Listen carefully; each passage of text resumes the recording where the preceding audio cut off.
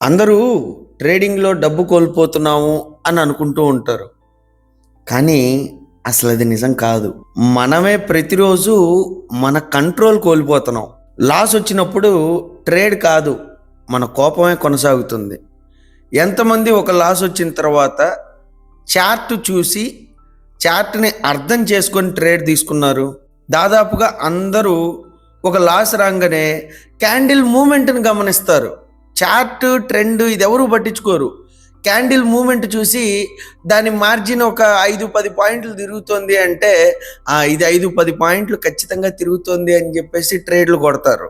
అదే ప్రాఫిట్ వచ్చినప్పుడు సెటప్ కాదు, మన ఆశ మన లోభం తీసుకుంటుంది డెసిషన్ని. భయం వచ్చినప్పుడు స్టాప్ లాస్ అనేది మారుతుంది, దానంతట అదే మార్చేస్తాం మనం.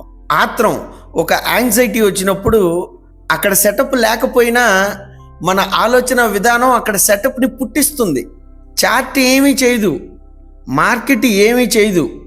మన లోపల ఉన్న భావాలు, మన ఎమోషన్సే మన చేత్తో ఒక ఆర్డర్ పంచ్ చేసేలా చేస్తుంది. ఈరోజు మనం దాన్ని చిన్న డీవియేషన్ అనుకుంటాం, రేపు అదే హ్యాబిట్ అవుతుంది, ఆ తర్వాత రోజు అదే మన స్టైల్ అయిపోతుంది.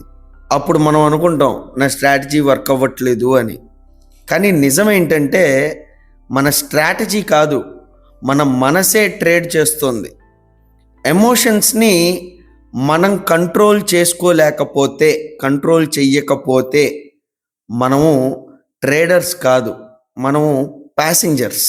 మార్కెట్ కాదు, మన మనసే మనల్ని ఎక్కడికో తీసుకెళ్ళిపోతుంది.